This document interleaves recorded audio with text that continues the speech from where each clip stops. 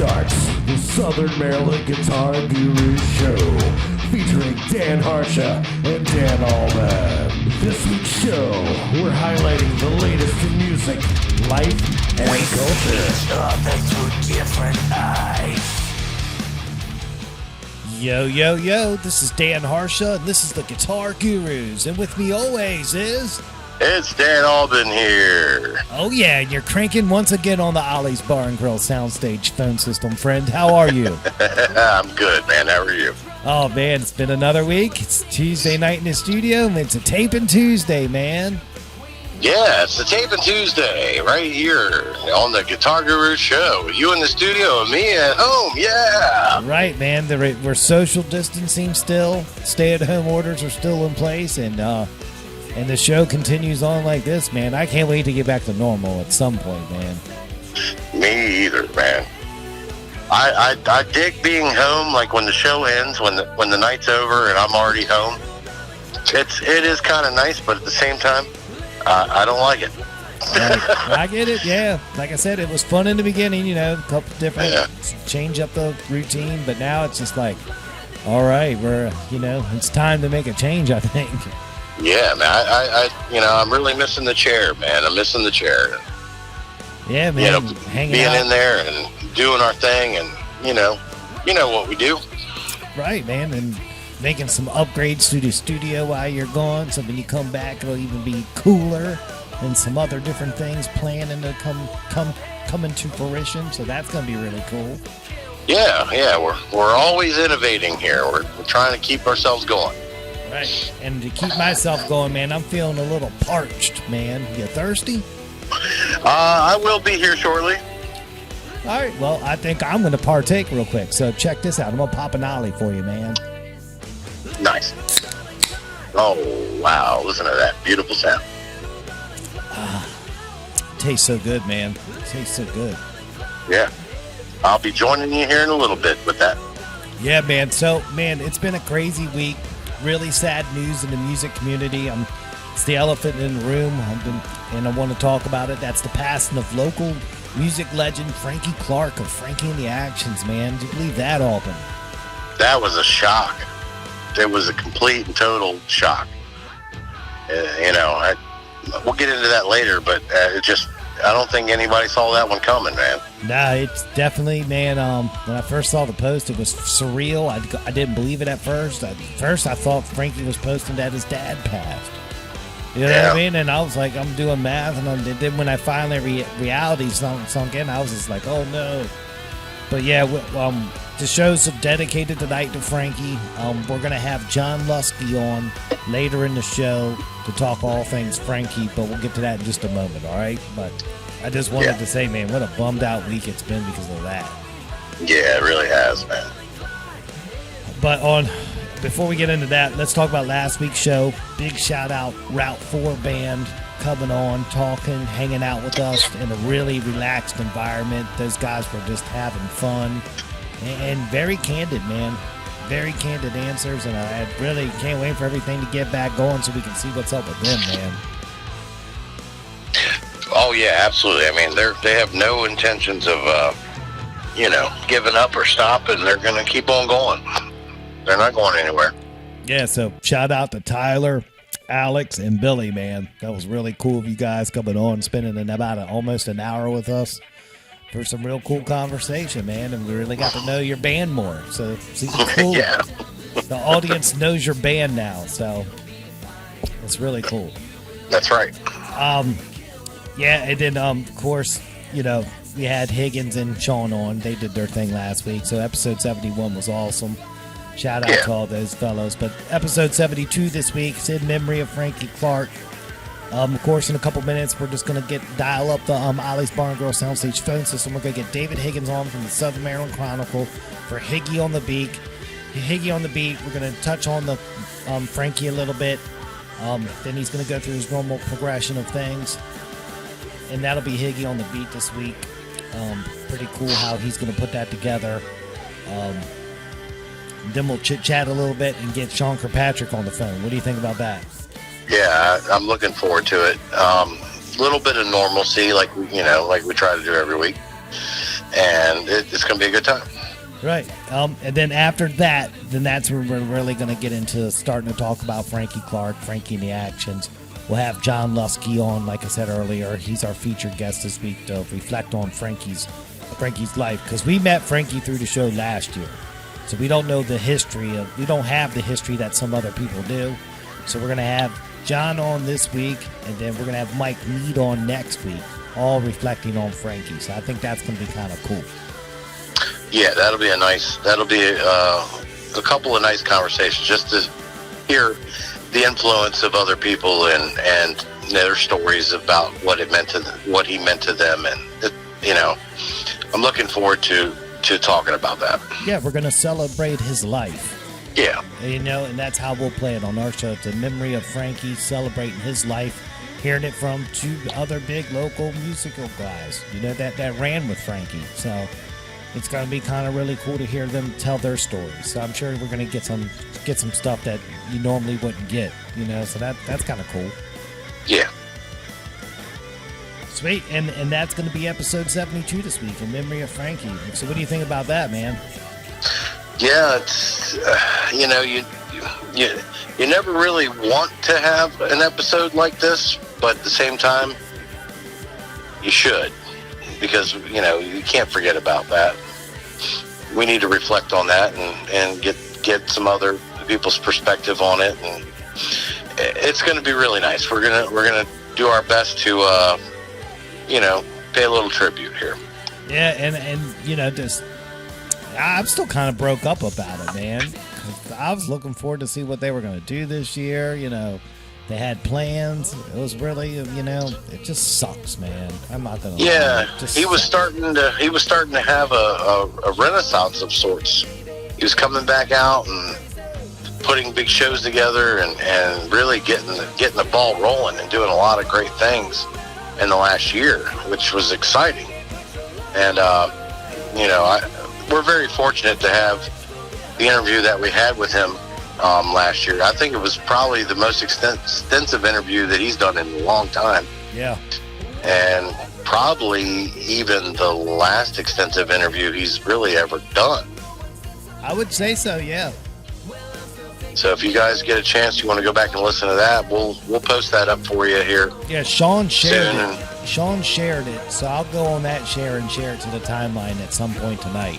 So yeah, a lot of history in there and a lot of amazing information, and just I don't want to make light of it, but that episode, I remember we had I think we had Dave Barbie later that night. Yeah. And I believe he said, "Am I actually on?" Because I thought Frankie would still be talking right now. The guy just had so much to talk about, Yeah. We were hoping to get another couple hours with him, Right, man. It's beat me up, man. I'm not gonna lie, man. It's beat me up. It's like, damn, man. You just never know when your time is up. You don't. And you got to live life to the fullest every day within reason. Everything within reason. But man, wow, man, just another lost legend of the area, man. Yeah. We could only be so lucky to leave a mark like that. Right, man. I mean, I was thinking about it, man. Like when I was coming up, we came in, the late 80s, early 90s. The Guns N' Roses, Nirvana. His thing was Led Zeppelin, Rolling Stones. That was his band. You know what I'm saying? So that's awesome, man. I couldn't imagine coming up as a kid going, I gotta go see Zeppelin. You know what I mean? That would be. Yeah, to hear him talk about the times he did see him, it's like, oh man. Right. That's what I'm saying. I was so jealous about it. It was like, damn, man, that had to be great. My mom used to tell us stories about Led Zeppelin when we were kids, man. That was cool, man. Yeah. And, there were some years where they were a pretty awful live band. But they're still my favorite band ever. That was the era, though, man. I would have loved to have seen their worst show, just to say I've seen their show, Right. I'd have been okay with that. Wow. But yeah, man, so dude, kind of beat me up this week, but trudging along. And that's what we got on tap for the next couple weeks, man. We're paying tribute and homage to Frankie Clarke, Frankie of the Actions, here on the Southern Maryland Guitar Guru Show with your guru pals, Dan and Dan. That's what's happening. That's what's happening. So, dude, I think it's the perfect time. Let's transition into Higgy on the Beat with David Higgins, and I'll get the Ollie's Barn Girl soundstage phone system fired up while I put you on hold to merge the calls together. What do you think? All right, here we go. Dan Albin on hold. Yeah, Here we go. Dan Albin on hold. Dan Harsha here is getting the Ollie's Barn Girl soundstage system fired up for Higgy on the Beat with David Higgins of the Southern Maryland Chronicle. Coming at you weekly here at the Guru Show. See if we can get him to pick up. Good evening, gurus. Hey, Higgy, it's Dan. How you doing, buddy? Not bad. How you doing, brother? I'm hanging in here, kind of long face, sad face. 2020 continues to kick me in the pills. But It's kicking all of us. But the show must go on. I got Albin hanging out on the other side. Let me merge All him. right. Let me merge him over. Hold on. All right. All right. Albin, I got Higgy on the phone. Say hello.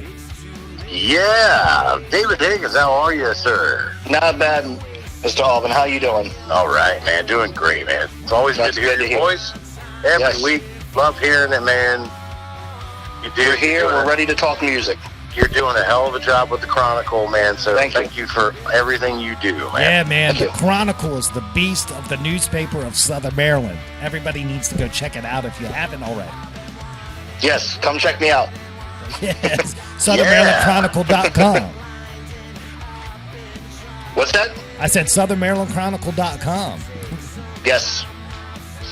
So cool. Hey, Higgy, let's just jump right into it because I know you got a couple extra things tonight because considering what's happening. So let's jump right into it, dude. What's Higgy on the Beat got for Southern Maryland? All right, good evening, Southern Maryland. I'm Dave Higgins for Higgy on the Beat, coming to you live from the Southern Maryland Chronicle newsroom. This weekend looks to be gorgeous. No rain in sight, mostly sunny. Temps are going to be in the mid-70s to low 80s. All right, music news, May 14th, 1957, Elvis Presley was rushed to the Los Angeles hospital after swallowing a porcelain cap from one of his front teeth, which then lodged itself in one of his lungs. Oh, wow. Never knew that one. 1960, the Silver Beats, John Lennon, Paul McCartney, George Harrison, Stu Sutcliffe, and Tommy Moore performed at Latham Hall, Seaforth, Liverpool. They played a few songs during the interval to audition for promoter Brian Kelly.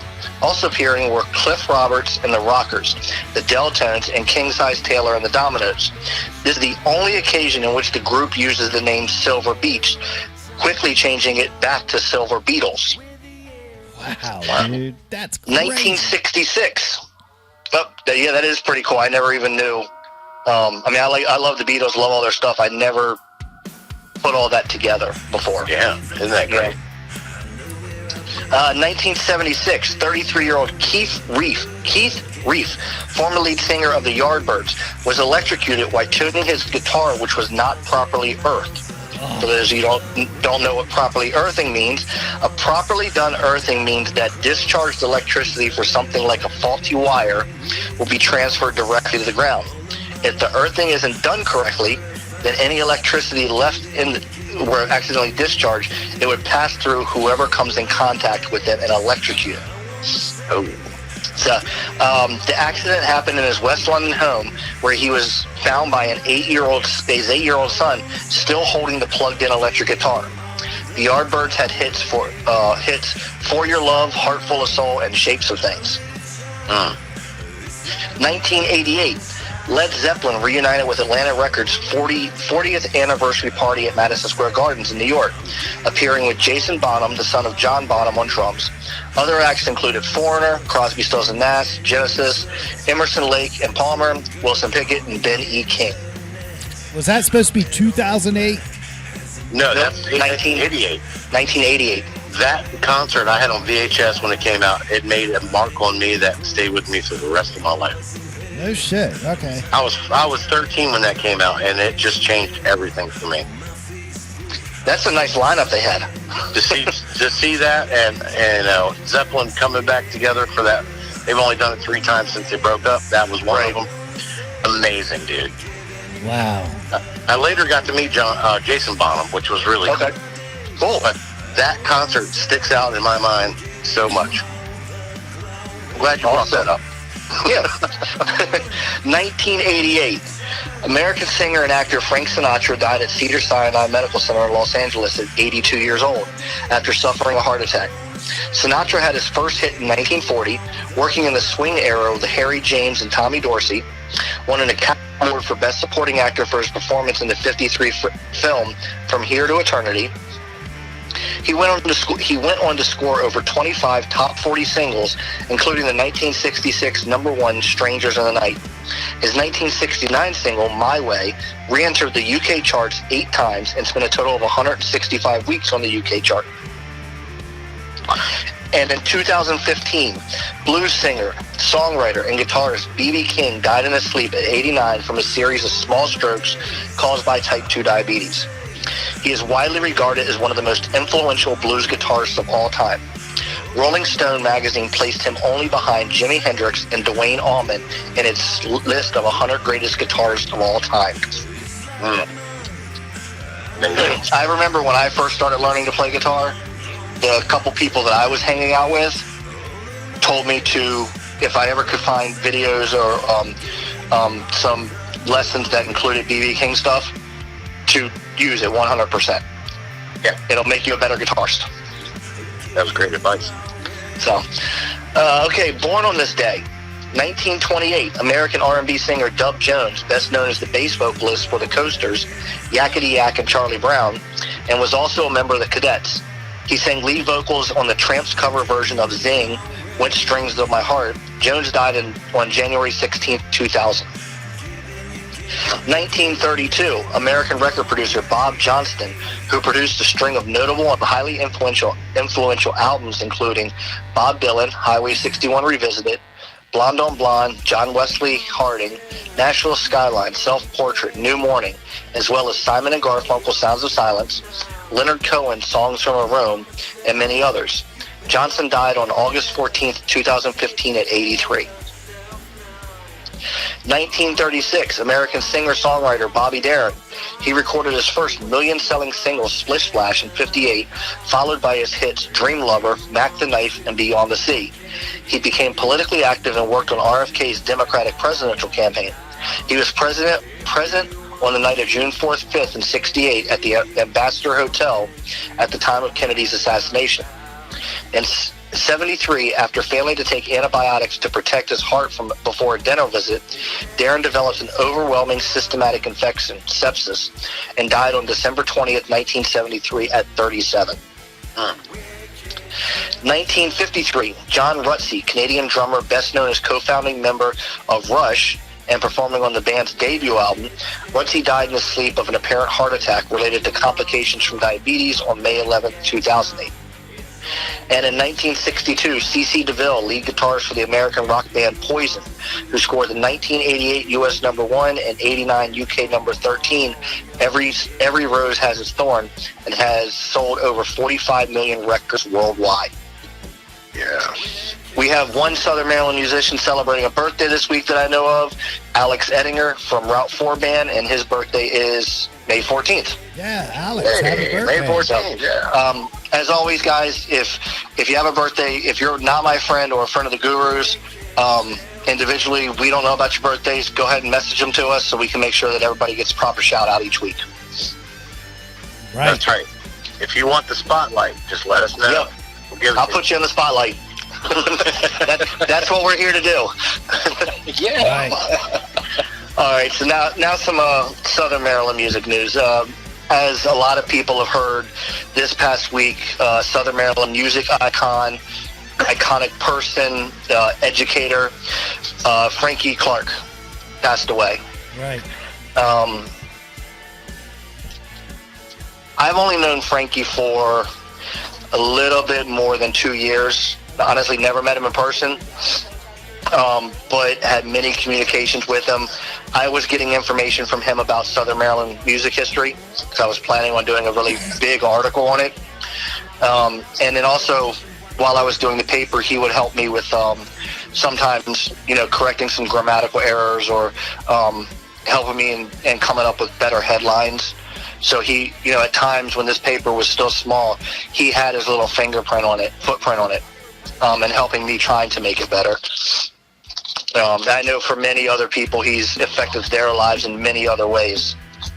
I'm going to be talking with several members of the community next week after the services have taken place, and we're going to put together a nice article on him, on what he's meant to the community, to the music community, the education community, and just the community in general as a friend, father, husband.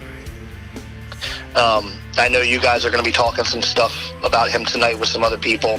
So what I've got right here is basically just the obituary that was written. Sure. So I'm going to go ahead and read that as kind of a lead into what you guys will be talking about this week and next week. Yeah, that sounds perfect, man. Go for it, Higgy. All right. Frankie Christopher Clarke, 62, of Huntingtown, Maryland, passed away on Friday, May 8th. Frankie was born in Washington, D.C. on October 17th, 1957, to Jane Nina Clarke and the late Deacon Frank Duvall Clarke. The family moved to Temple Hills in Maryland in 62. He attended St. John's Catholic School, Tawney Middle School, and Crossland High School, graduating in 1975. Frankie participated in many school activities, including jazz ensemble, and formed musical connections that would last a lifetime. While in high school, Frankie formed several bands, including Ashwood, Nautilus, and the Musical Marauders. By age 16, he was being paid for gigs, and so began his professional music career. He opened up for Edgar Winter, who taught him the important lesson that something that can be learned from anyone, including what not to do. Frankie worked with DC's renowned band, the Razz, and friended other iconic DC bands, including Slicky Boys and Root Slim, while developing his own eponymous rock band, Frankie and the Actions. He often played at the Psych Deli in Bethesda and opened 3 times for the Ramones at the University of Maryland's Grand Ballroom in College Park, as well as the Bayou in Georgetown. Frankie was an accomplished professional musician who wrote his own music and lyrics and played in numerous venues throughout the D.C. metropolitan area and Southern Maryland. He was also an accomplished artist, scholar, and poet. He graduated with honors from the University of Maryland, earning a bachelor's degree, as well as the 1993 Poet Laureate Award. Frankie went on to earn a master's degree in English literature. He taught in Prince George's County, Maryland at Crossland High School, Oxon Hill High School, and Potomac High School, where he met the love of his life, Elizabeth, an art teacher whom he married in 1998, as well as Prince George's County Community College, after which he took a position as professor of English literature at Bowie State University. At the time of his death, he was employed at Thomas Stone High School in Waldorf, Maryland. He taught English and multimedia production, holding certifications in both English and art. Frankie has produced several albums, including Stripe the Bone, Generation Y, and the most recent Chaos, released in 2019. His music is available on Amazon, iTunes, Google Play, Deezer, Spotify, or as he would say, everywhere else on the planet. Frankie was a member of the Knights of Columbus Third Degree, Chapter 4077, in Forestville, Maryland, a parishioner of Jesus the Divine Word Catholic Church in Huntingtown, Maryland. Frankie is survived by his wife, Elizabeth Turner Clarke, and 3 children, Zoe Elizabeth, Nina Rosario, and Nicholas Alfano Clarke, as well as his mother, Jane Nina Clarke, several brothers, sisters-in-laws. On Friday, May 15th, will be the burial. There will be a drive-through service. You can go to Frankie's page, and it has all the information. There'll be a drive-through memorial service. And I spoke with Jay Shade this evening, and he said that about Frankie, one of my local guitar heroes. He gave big guys like myself the confidence to pursue the life on stage. His undeniable talent as a guitar player and role model to many around him will never be forgotten. Jim Mazzell of Random Impact said, "We opened for him in the Actions in December at Hotel Charles, and that's the first time I met him. He was the first to greet me as we left the stage and could not have been nicer. Super nice guy. I was humbled." And as I said, next week after the funeral and some of this process has happened and the participants are ready, I'm going to be talking with Mike Mead and some other people that knew Frankie very well through his life and getting some things together to let Southern Maryland know more about the things that he did. Very deserving man. A lot of times he, from what I know of him, did not take the spotlight. He, and if you talk to some of these older musicians that have been in our community a long time also, like Jay said, he gave guys like him the confidence to pursue these careers and to step into the limelight. So he's had his hand in helping and nurturing some of the talent we see today. So. Yeah. I mean, dude. Yeah, absolutely. It messed me up on Friday when I got the news, man. I don't know what else to say, man, but it really got me, man. I just don't understand it. I mean, I knew he had health problems, but it was just, you never want to see it. And even if you know a time's coming for someone, it still comes as a shock. Yeah. I wasn't even thinking about it, and then I forget who it was, posted it, shared the message from his family, and I started scrolling past it. I was like, hold on a minute.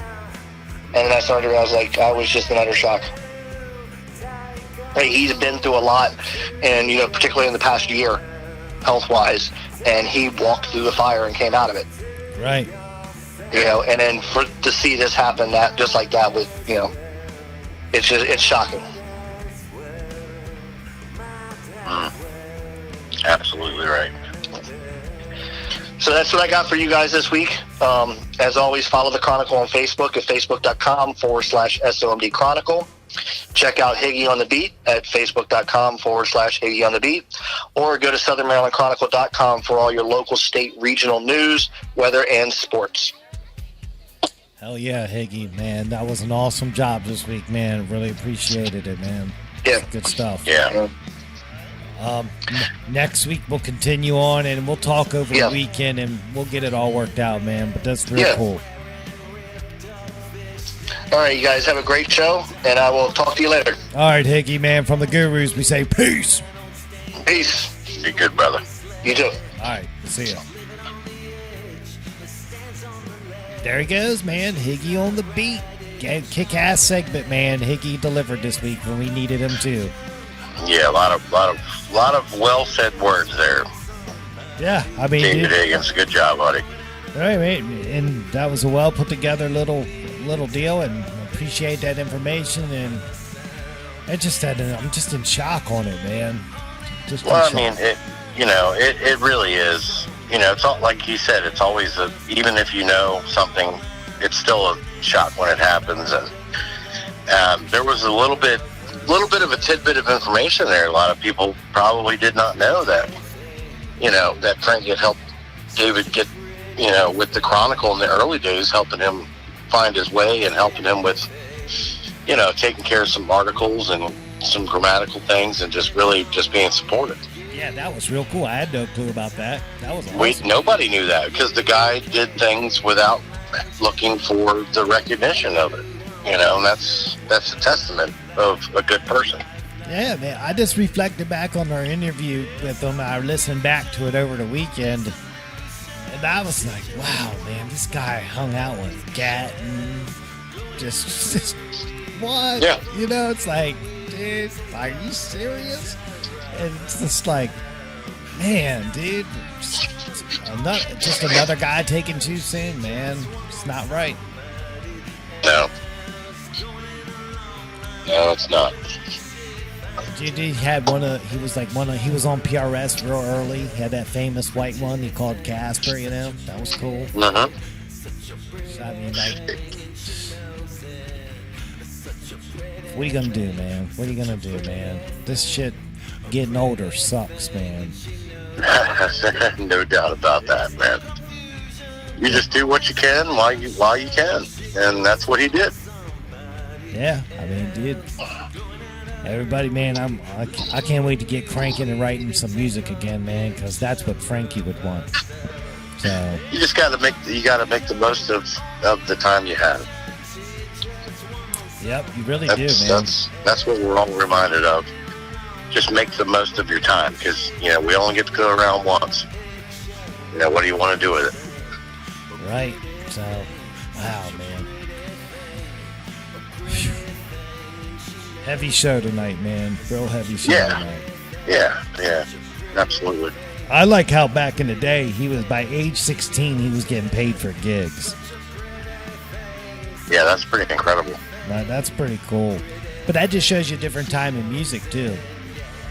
You know, Yeah, because that's true. You know that shit. You can't. No one's age 16 can't do anything without a permission slip.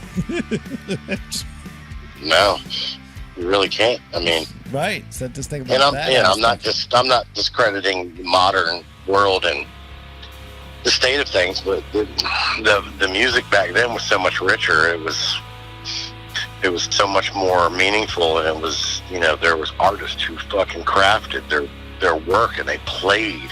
Well, dude, I was thinking about this too, and we'll close out after this thought. We'll close out and hit on to Sean. But back in the day, the music quality was so much greater because to get access to document your music, to climb that ladder to get to the real premium gear, you had to separate yourself, you know? And that's why everything was just like boom, boom, boom. Now everybody's got a home studio at home, and it's just too much. Yeah. I mean, you'll have it's always, you got to start at the local level. There is no, like, I really think the one-hit wonder days are over. There's too many songs every day. No, right?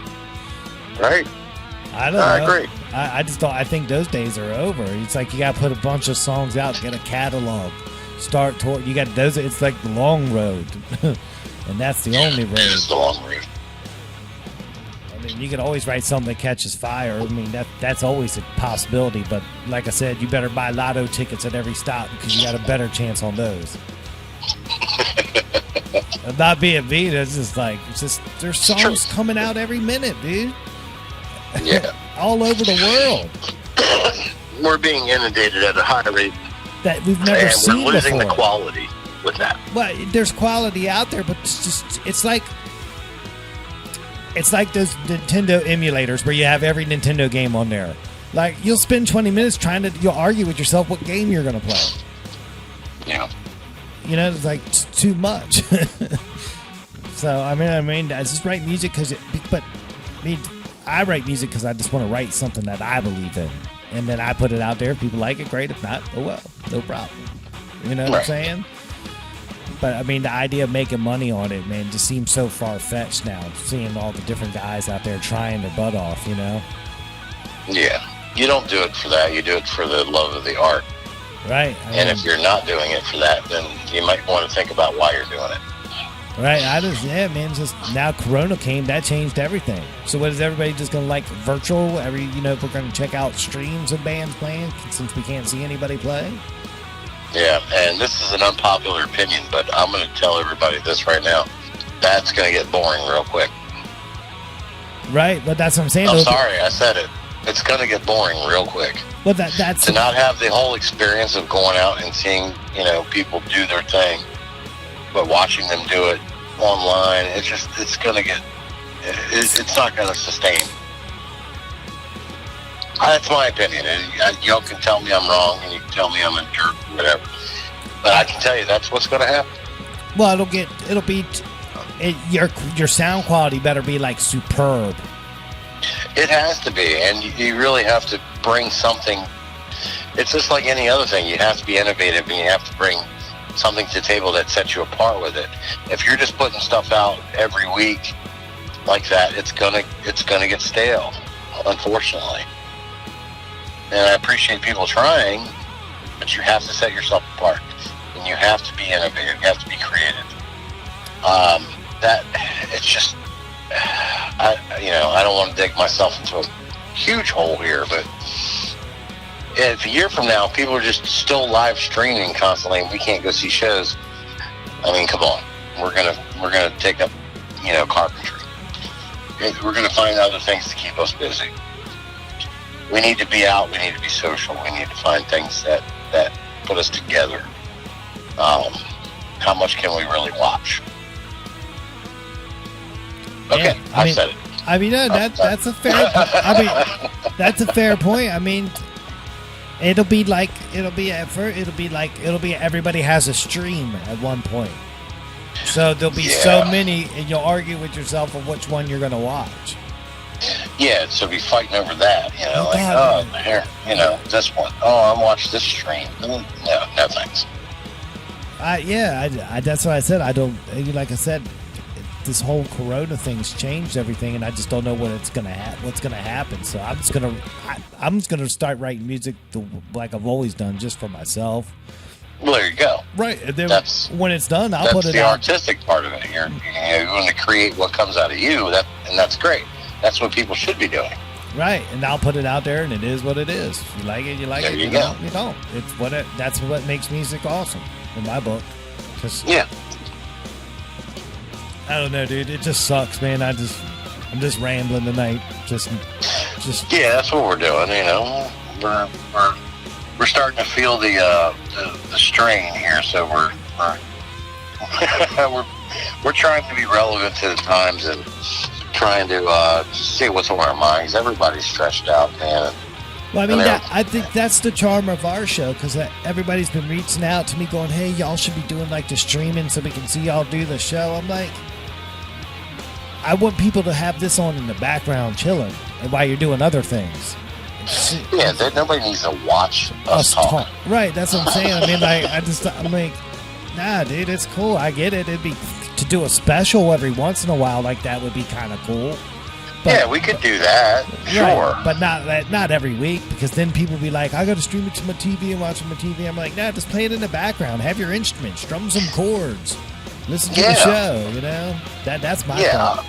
I'm all for that. You know, a special every very rarely, but just enough to do that. We're all for that. We're not saying we would never do that. We're just saying that you don't need that every week, everybody. You just listen in every week, you know, or. If the premiere on a Thursday and you can't get to it and you want to listen to it on Saturday while you're doing something, it's there for you. You don't have to watch it. You just need to listen. Cool. Hey, I'm going to get Sean on real quick. Yeah, while you're doing that, I'm going to just do this. Yeah, there it is. Let me grab him, dude. Hold on. We'll be right back. All right. Right. We got Dan Albin on hold. I got the Ollie's Barn Grill firing up, getting Sean Kirkpatrick on, running late like usual because we were chit-chatting it up. But it's all good. My good buddy Sean is going to pick up the phone and put on some knowledge with us. Come on, Sean. Good evening, gurus. Hey, Sean, it's Dan. What's happening, bud? You know, I'm just running around like a chicken with my head cut off. Sweet, sweet. Hey, let me merge Albin over. He's hanging out on the other side like usual. All right, social distant button. Hit that. All right. All right, Albin, I got Sean. Say hello. It's Sean's on the phone. What's going on, Albin? Holy smokes, this is my guy right here. What's going on, buddy? You know, same shit, different toilet. Is it really? Sort of. It seems like it. Well, everything feels like different stuff then. Yeah. That makes it interesting, you know? It's kind of neat. Yeah. No, I'm just trying to make it through another day. I know, buddy. Dude. You holding up well? Yeah, man, I'm doing all right. I got everything else situated and whatnot, so I think I'll be able to make it for the long haul if I need to. Good. Obviously, I mean, I'm still breathing, so I can't complain. Shit, yeah, that's pretty obvious at this point. Yeah. Hey, great share today on sharing Frankie's interview, man. Yeah, man, I was just. That was one of those one of the better interviews, I think. It's the way that, like, listening to his interview, it was almost like the excitement that he had was like really, you could feel that presence of being in like 1975 in the DC punk circuit. Like the energy that he had during that interview was just really like it was happening right away. You know, it wasn't like it was happening 30 years ago or whatever. It was really cool. Yeah, man. Yeah. So we lost another legend in the community, man. Yeah, it's nuts. And the fact that it's such a shame that it happened now. Like, the one thing that, you know, he stood for was live music. Can't even fucking do that right now, you know? Right. It's shitty. It's a shitty way to go out, man, like that. I wonder what his last song he played out live was. I would think it would be something by Led Zeppelin. I think his last show was with Hammer of the Gods, wasn't it? We're going to have to find out. I'm going to do some digging. I got to know that. Right. Yeah, I'm sure somebody knows. Yeah, I'm sure. But that, Yeah, man. It's I don't even know how to even approach the topic, because I had a couple experiences with him. I can't say that I was best friends with him or anything like that, but we had worked together a few times. Right. Before my dad was even with the Beans, he had done sound for him a couple times when I was coming up, you know. And That's he cool. just emulated rock and roll. Like, he was he looked like what rock and roll looked like to me. I got you. He was the stereotype fit. He fit the stereotype. Yeah, and not only that, but I was into the kind of music that he was playing, but I'd heard 1,000,001 bands do it at this point, and he was playing like B-sides and stuff like that. So it was definitely some stuff that I definitely hadn't heard other bands trying to do it, and let alone doing well, you know. And he just kills it. Right. So, I'm trying to think. I remember one of the first times that I went out and did a light show by myself with my dad's gear, but it was like through his company or whatever. But I was driving and everything. I went to the show by myself. It was for Frankie and the Actions, and I had no idea that it was Frankie that I was going to go do lights for at Memories. Nice. I had heard, like, my dad was like, yeah, this guy Jeff Huffman hit me up, said they need some lights, some lights. They want you to make it all crazy and stroby and stuff. It's going to be a rock show down at Memories. Take the stuff and go down there on this date and come home with $150 or whatever. Nice.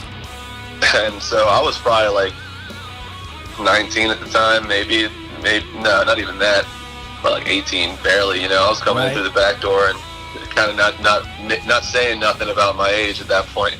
Right. I'd barely gotten my license. Right. And I get into the show, they're setting up, man, and then here comes Frankie, and they're playing these, and man, that's just the whole show is just nonstop, just blinking lights and strobing, and I'm just having a blast. And I think it was Philip Parenzi was doing sound for that gig too. Man, crazy how everything happens, you know. I thought he would have been around for a long time longer, you know. Yeah, it's a kick to that's the a great bills. memory, man. That's a great memory. Yeah, man. Good times. So I've always thought that I would be happy if I croaked on stage, you know. I don't know how he felt, but I mean, it was a Friday night.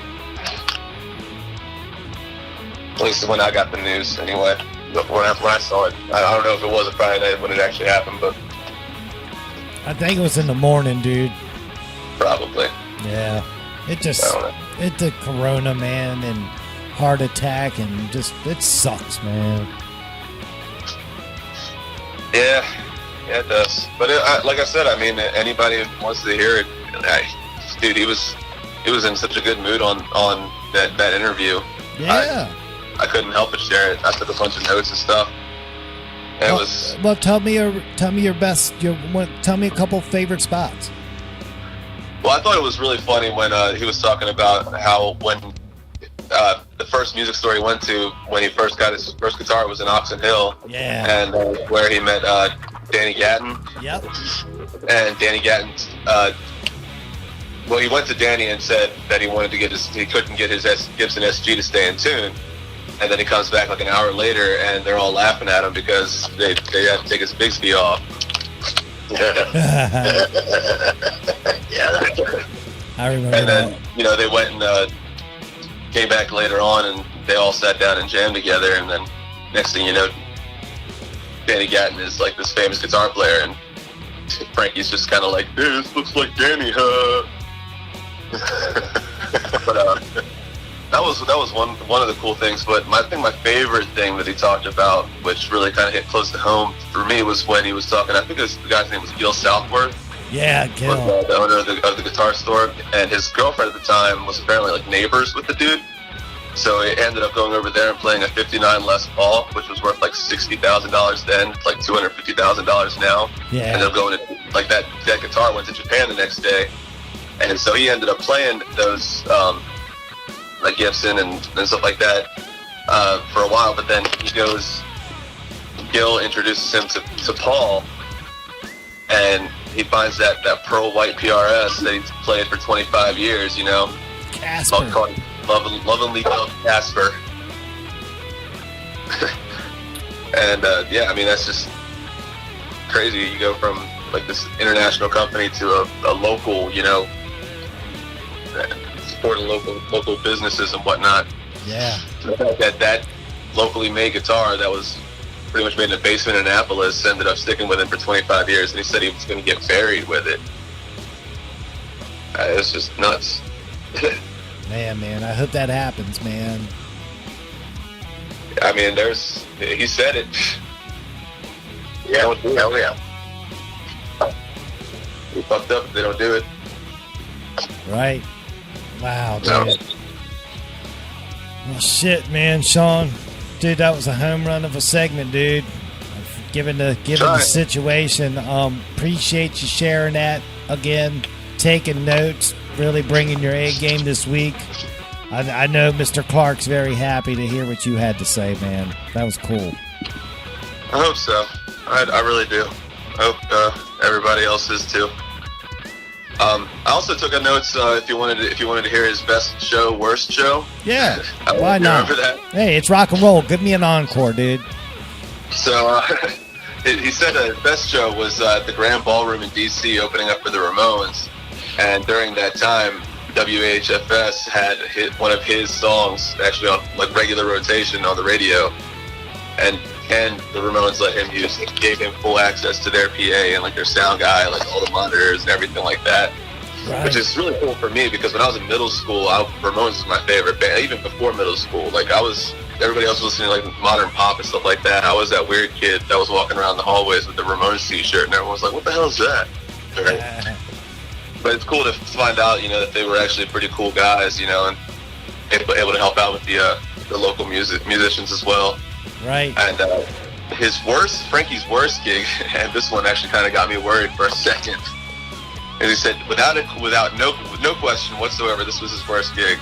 Was he was playing a wedding, and the sound company that showed up, I guess they had packed the truck wrong and forgot the mixer.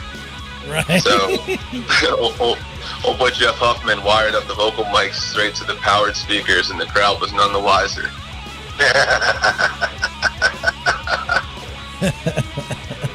Good job, Jeff. Yeah. Good job. Right. That's awesome, man. I thought I would have done the same thing, man. That is so cool, man. Actually, I probably would have had a panic attack and cried in the corner.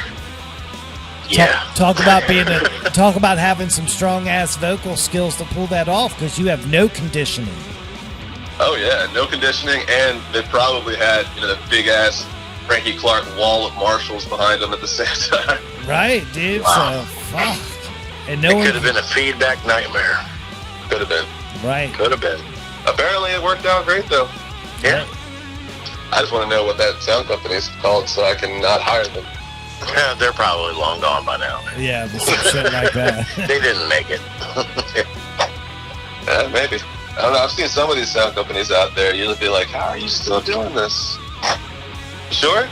Yeah, sure. Wow. Yeah, we use Shure mics. Of course we use Shure mics. No, I meant, are you sure? Totally. Well, Shit. Sean, that is awesome, man, to go back and listen to that.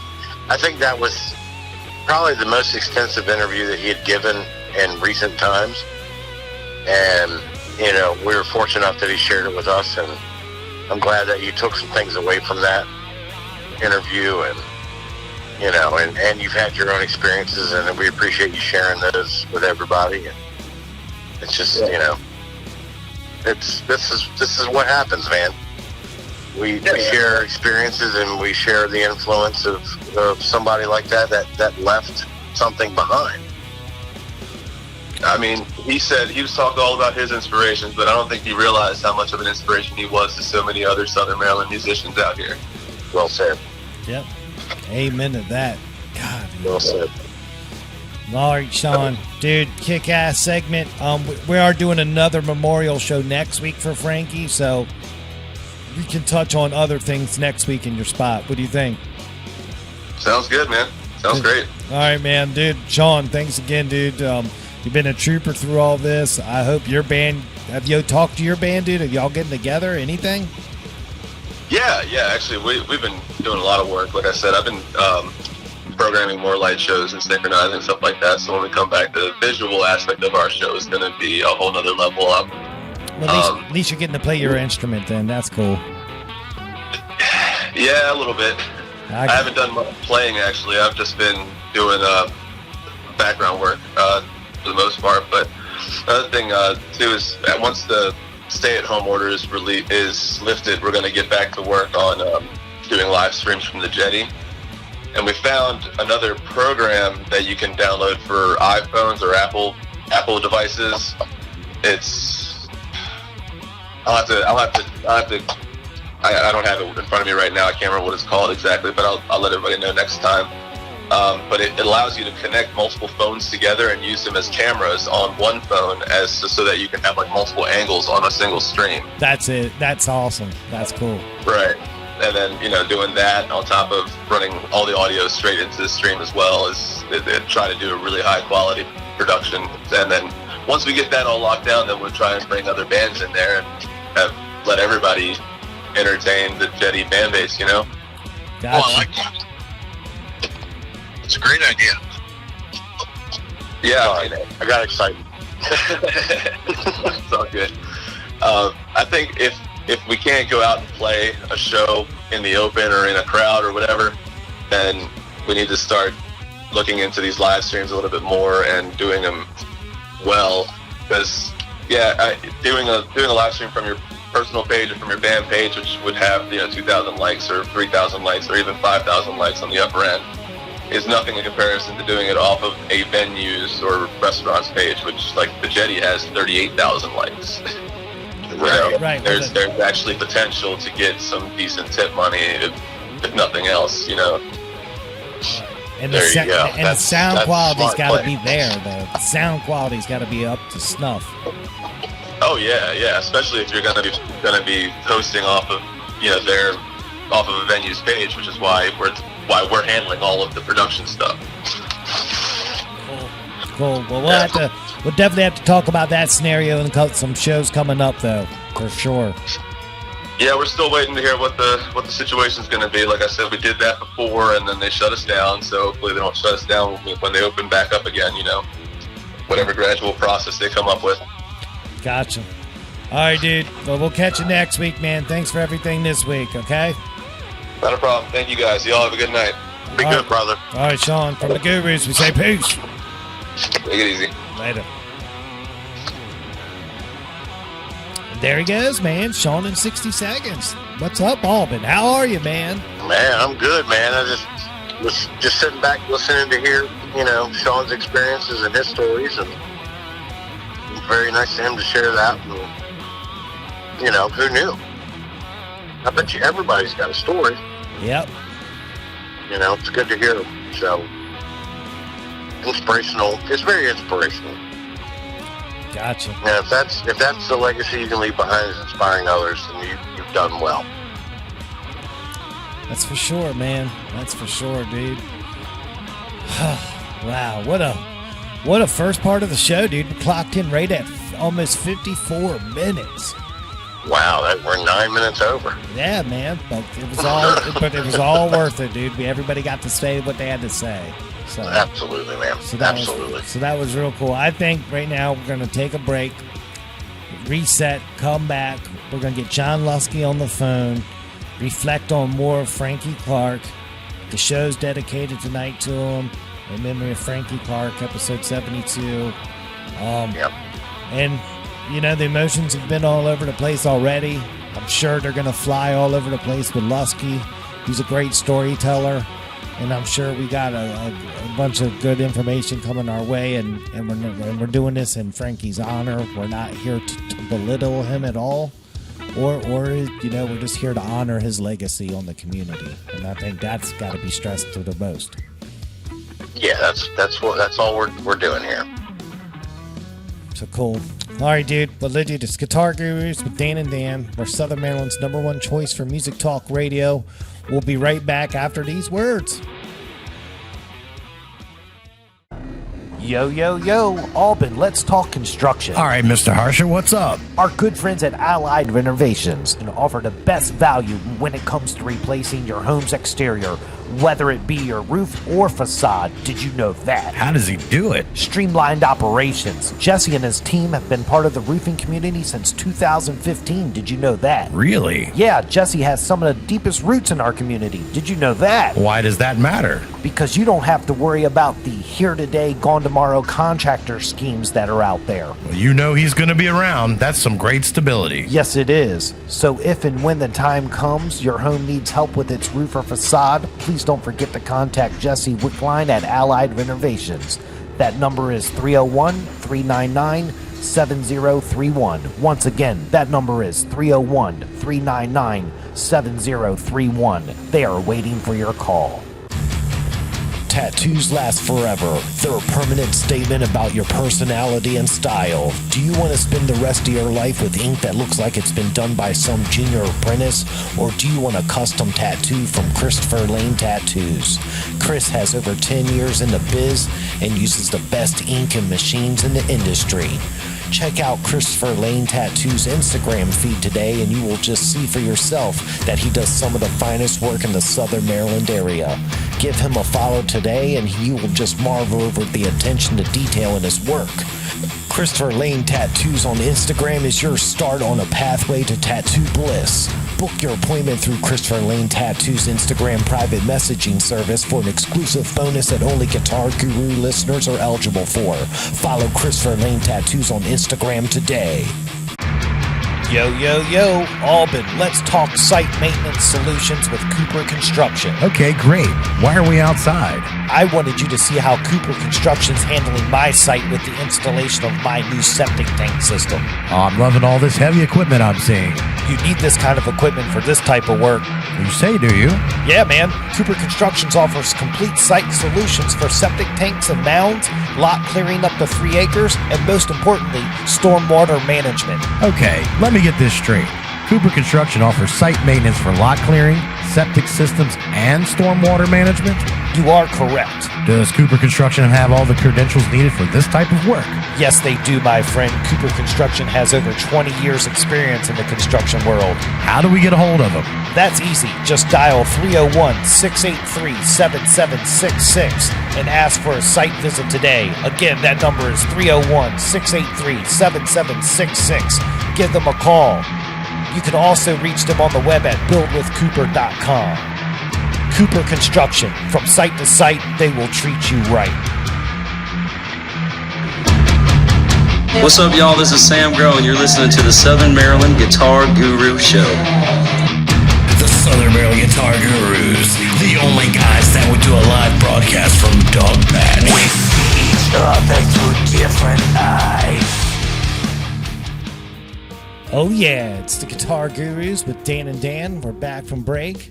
I'm hanging out here with my best bud, Dan Albin. He's hanging on the Ollie's Bar and Grill Soundstage phone system. How you doing, Albin? Man, I'm having a fantastic evening, man. It is always a pleasure. It's an honor that we get to do this every week. 72 of these bad boys as of tonight. And it's a little different at the moment, but nonetheless, still just a pleasure to do this every week. Right.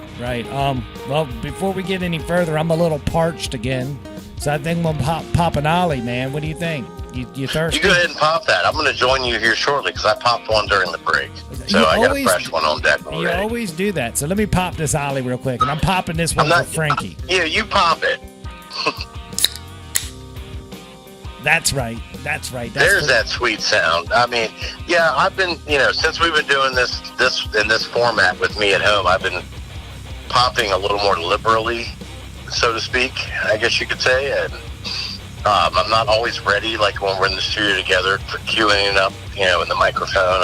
I'm well into drinking mode, but usually when you're ready to pop, I've already, I popped a couple while we're waiting. So. Well, I'm a space cowboy up in this camp, man. Yeah, I get you. I get it. And that's the luxury of working from home with this thing, is that I can just, hey, if I feel like it, I'm just going to do it. Exactly. Because as soon as the show's over, I kick my shoes off. I'm already home. In the door, done. Right. It's kind of funny. We took the break, and it's very rare. But I walked out onto my carport to have me a smoke here, Right. and I look out, and my wife's got a nice little bonfire going in the fire pit. I'm like, oh shit! I can't wait to get out there and hang out over there. Hey, by the time we get done, man, it might be nighttime, so it'll work out great for you. It's going to be rip roaring. We're going to have a party of two outside. We're going to break some wine open here later. Right. Woo! Man, wow. All right, so we're back from break. It's episode 72. It's in memory of Frankie Clarke, local legend, musician in the Southern Maryland area. Unfortunately passed away on Friday. Right now on the line, we have another local legend in the Southern Maryland music arena. His name's John Luskey. He's been on the show before. He's been gracious enough with his time to come on tonight to reflect on his relationship with Frankie and really give us some access to who Frankie was, because like I said, we met him through the show last year. We don't have the years of being a friend with him like other people do, but Mr. Luskey's been more than happy to come on and talk with us. So John, are you there, buddy? I sure am. What's going on, guys?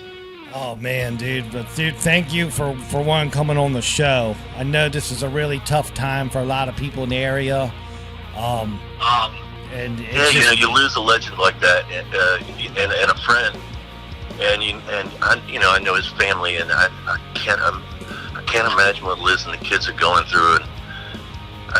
And we've been neighbors and friends, and wow, and then with this insane COVID thing going on, the Rona, for his services, you're not even allowed to get out of the car to give someone a hug, or it's so freaking odd. I mean, I work from home now as a result of this, so I mean that's a bonus in many ways, in that I can get things done. There's no drive-by tasking. There's no, of course I miss the interaction with people, but as far as getting tasking done, I'm like, boom. Yeah. The only thing that happens is the meetings for meetings, and meetings about meetings, and then meetings about meetings. Dude, I'm zoomed out, man. It's webinar season. You know what I'm saying? Right on. So, man, it's been weird over the past few days, just putting together my thoughts about Frankie, and right, and talking to friends about it. Like a friend of mine, Buster, down in Jacksonville. He used to live up here. We would pal around with Frankie. We were, starstruck kids. I mean, he was already a legend. The rock guy. And he substitute taught a bunch of people. Before he became a teacher and a professor. And we were part of that crew. Buster was reminding me some stories, and I can't wait to share some of the stuff with you. All right, well, let's start it off. When did you first meet Frankie? Let me ask you that. It was mid-'80s. I was just graduating high school, and I had a band that was touring. We just do like regional tours. We knew we were going to be rock stars. Right. Nice. Everybody did, right? Mm-hmm. Right. A couple businesses of reality years later, or 35 years later. But God, I can't even count right now. But yeah, so I'm through friends, and I'd heard about his extraordinary talents and stuff. I didn't know the guy yet until we started hanging out. One day, he said, "Look, hey man, let's go riding around." It was first day. He had an old Bronco, and we were driving around, and I remember asking him, I said, well, hey, what are we going to do for Earth Day? He took a drag of his cigarette, flipped out the window, and looked at me and said, that does it for me. It was classic Frankie. He was funny and dry humor like that. That was hilarious. Wow, man. That's pretty cool. So what was the influence on you in the mid-'80s when you was it like, oh wow, I want to just be a superstar rock player, guitar player like this guy? Was there any of that? Like, you were just like, oh, absolutely. Oh my God. So I'm old enough that I was able to go buy beer, go to clubs in DC when I was 18. Right. And after I got to know Frankie a little bit, he's like, come on, man, you gotta come up and see my band. And they were playing at a place called the Roxy off of Connecticut Avenue. I don't think it exists anymore, but probably doesn't. It's probably condos. But I saw this legend, this enormous heart of a man that I've been talking to, and he's up there just cranking it, and it was a big stage, it was big sound, and just loud and beautiful. And when I saw that, I was like, my God, you can do this? I want to do this. And from there, I mean, I'd pick his brain about stuff, and it helped so much to guide my path to putting together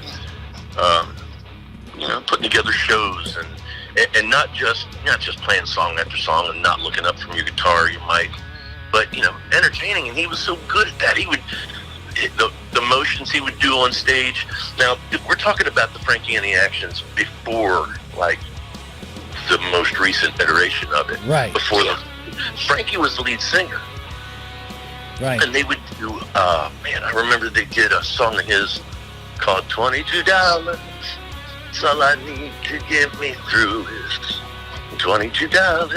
God, I hope there's a recording of that somewhere that I can find, because I'm a huge fan of his writing too. But so looking at that, they did this surf medley. I mean, it went on for like maybe 8 to 10 minutes, and they would go through all the what was his name? Dick Dale. Dick Dale, Right, yes, right. thank you. Yeah, they would go through a bunch of his style of music. It was just so cool to watch.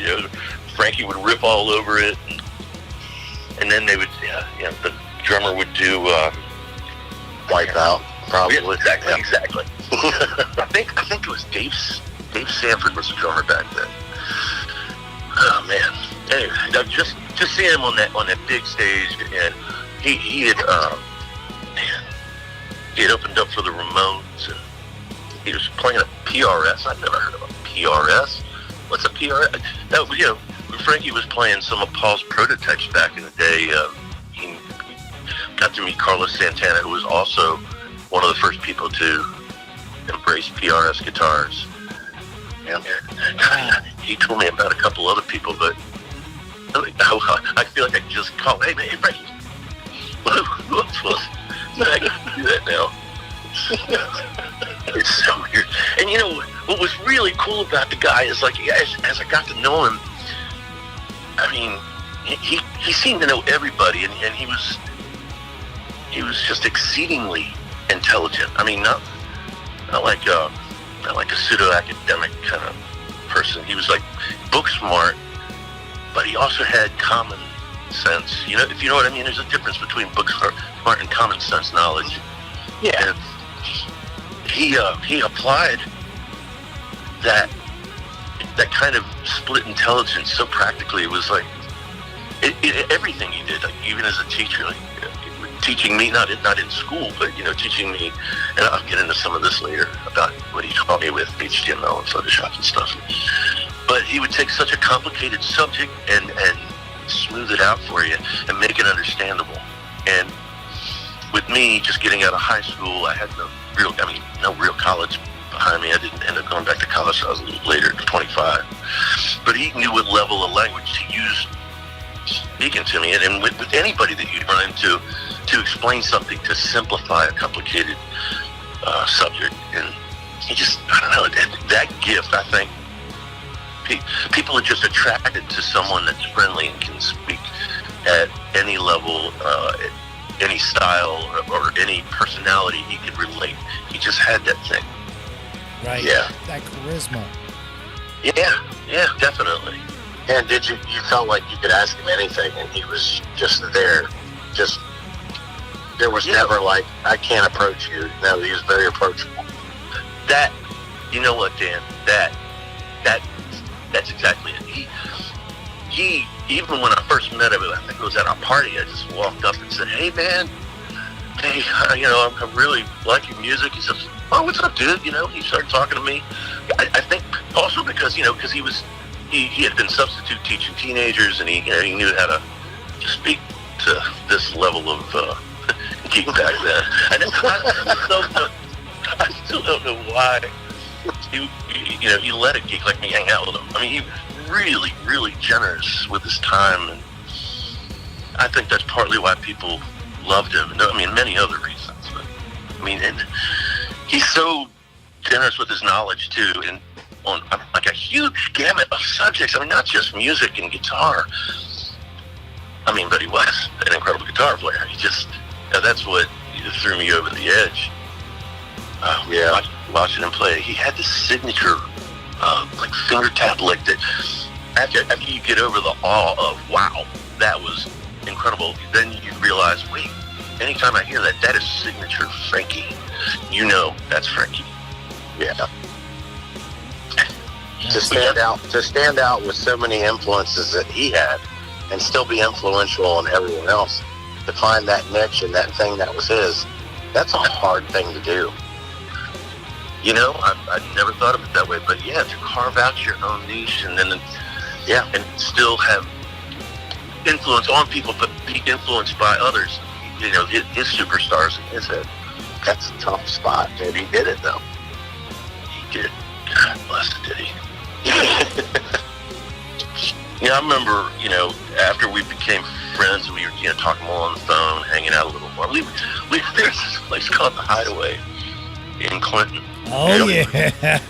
Oh, yeah. The Hideaway. Dude, we're old PG County heads. We know that area. We know that, man. I grew up in Clinton. My dad was in the Air Force. Did you go to Andrews. You go to Surratt's or Gwynn Park? Surrattsville. Yeah, that's right, because we're Gwynn Park kids. Yeah, we Gwynn Park kids. We didn't like them Surrattsville kids. Just kidding. The school looked like a spaceship. I always wanted to go to Gwynn Park just because of the way it looked. Oh, wow. Oh, it was a big disappointment on inside. It was definitely like a spaceship, man. It's like modern, it was like the set of Star Trek or something. Wow. Well, you got to go to high school in the United States in the early 80s, so I call that the golden era of high school. So that's kind of a special, because you were in high school when Red Dawn came out, right? Oh, yeah. Right. So bring me back to that moment. How did that was everybody like, oh my God? I mean, how was that, dude? Because I remember it as a kid, but I don't remember it, if that makes sense.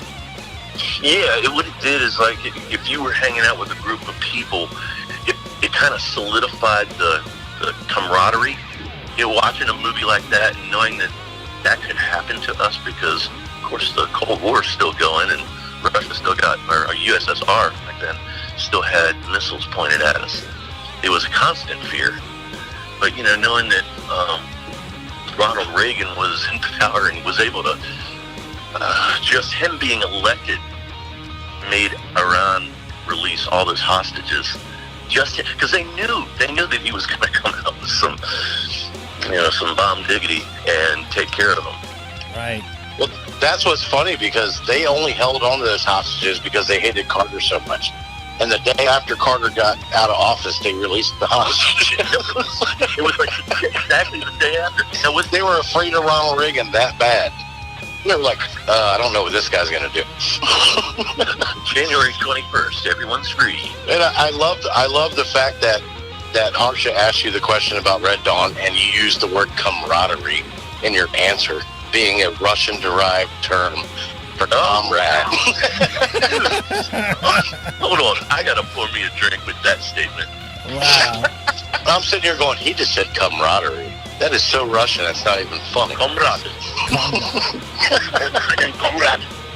I must break you. I'll never forget it was a scene where one guy was in a tube, an American guy was in a tube in Alaska, and wait, what was that the movie? Yeah, and the Russians had landed in Alaska, and he was in this like a sewage tube, but a stack of them. He wasn't in a sewer. it was like a construction site kind of thing. And when he saw the Russian guy coming toward him, he tried to move, but his arms were stuck to the snow and ice, kind of like hung on a refrigerator. Right. And the Russian guy came in, pointed his gun right at him, and because he realized he couldn't get away, the Russian guy let him go. Let him go. Let him go. Which again would never happen. Right. Yeah, that would never happen. But they were trying to have a little bit of humanity in there, In fact, Ricky, there are a couple of things I think you'll enjoy hearing. Right. So yeah, I got a little off base. So we're in the early mid '80s. You met Frankie.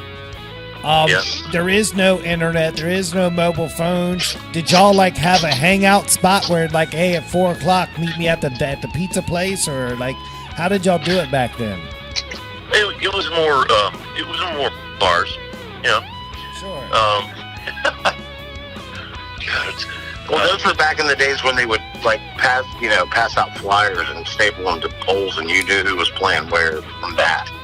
Dude. Now, not only was Frankie an absolutely incredible guitar player, songwriter, and singer, but his visual artistry was amazing. Have you ever seen any of the old flyers that he's done? I used to have some stapled to my wall in my shed when I was growing up. So yeah, I have seen them. So he used to do those kind of posters for my band, his band, other bands, and I was working at a print shop at the time up in College Park, and this is like the Wilmers Park days, and anywhere we play, Frankie would design the flyer, and then we'd go to the Capitol Center parking lot if there was a concert before, anywhere near the time we were playing for a particular. And you only get 1% return on 100 flyers, so you might get 1% return on 100 flyers, but we were out there passing them out.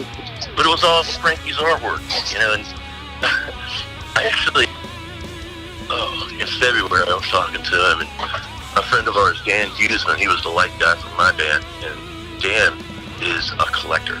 He collects all kinds of stuff. So he had all this great memorabilia. He was taking pictures and sending it to me of Frankie's like backstage pass laminates. Mm-hmm. And I was like, oh, these things are so cool. So I was texting them to Frankie, and he was just like, oh man, talk about a bringing back a memory. It was neat because I could do that now and then. In fact, Frankie decided he wanted to put together a shredders club, so it was just guitar players, and we would meet now and then and just talk about guitars and licks. And I remember sitting, we did it at, do you remember Michelle's City Lights, that place? Does that ring a bell? Not with me, it doesn't. Where at? It's a girl now, but I'm 30 years younger than you, John, so I don't know that. Yeah. Just kidding. I believe it. Hey, Melissa, give me my walker. I need to walk over to the fridge and get a drink. Oh, Lord. What did he say? So, I'm doing the interview with Doug and Doug.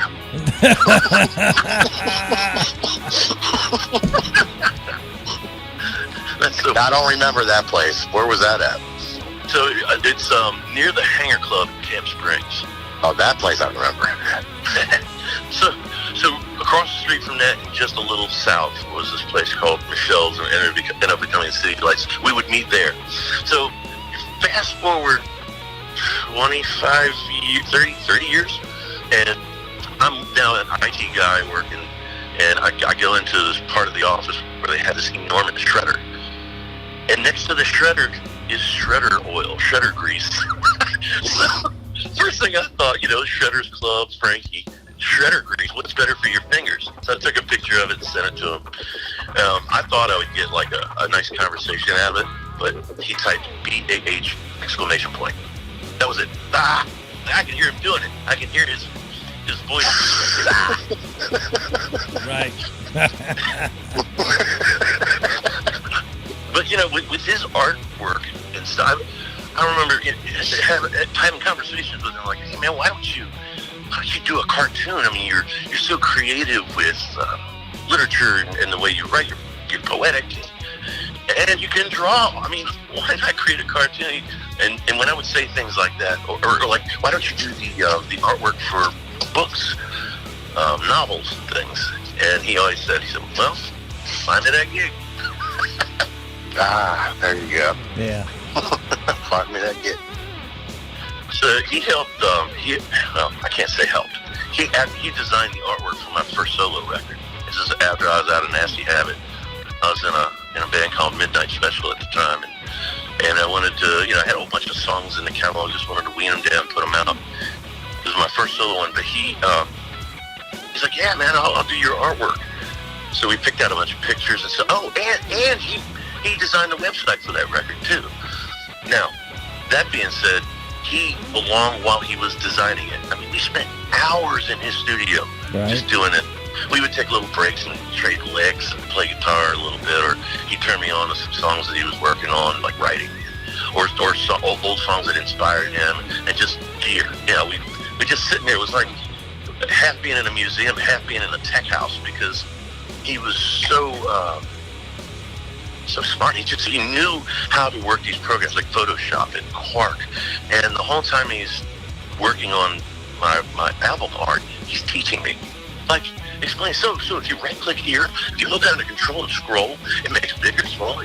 All these little ins and outs, shortcuts. I mean, now I feel like I'm at a decent Photoshop. Like, I'm not artistic like he is, so my content isn't as good looking, but I can manipulate stuff now at least. But I mean, that also goes to be said for when he was developing the website. And I just thought of this today. I totally forgot. He taught me HTML. That's the code behind the basic code behind websites. Right. I mean, now there's Java and XML and stuff that's also added, cascading scripts and stuff. But this was, we're talking 90 what, and the internet was barely alive. So having that base knowledge, I swear, man, I think he partly influenced me to go into IT, because I wouldn't even have thought to learn that. You're just explaining all these little switches, ons and offs. How did you get over here? I mean, when I say we spent hours, I mean it was hours. I feel so bad and so thankful for Liz. She's nice enough to give him up. So it was more of a hang, really. We were kind of hanging out. Wow, man. That's incredible, man. It really is. Really is. On that same record, this is funny because I came from PG County schools. My parents were beautiful people, but I did not know what the word juxtaposition was. I didn't know what it meant. And I heard somebody on a talk radio show said juxtaposition. And I'm like, and this is before Google, what is a juxtaposition? So I was on my way to Frankie's house. I got there, and I said, Frankie, what is a juxtaposition? It sounds like somebody that would entertain the king and queen. Oh, I'm in the juxtaposition. But, playing on the word juster, I guess. In my meager mind, that's what came out. And he just kind of laughed. He says, so he's the opposite point of view. And juxtaposition. Okay, I got it. But what he did with that word is, after all the art was done and he was ready to send it off, he hid that word on the album cover. Yes. Wow. Out of all the records that one I sold, only one person asked me, says, what's with the juxtaposition? That's great. That's all. That's why you do it. So one person will catch it. That was so funny. That is amazing, man. He is a rock guy, man. It's just the little things like that. Wow. Back when I first met him, he was still living at his mom's house. That's how long ago this was. And he had, when I first went into his area where he was recording, he had his guitar. He had, I won't say millions, but I mean walls full of AFX cars. Are you familiar with AFX? I might be too young for those. No, I'm too young. Bring us up to speed real quick.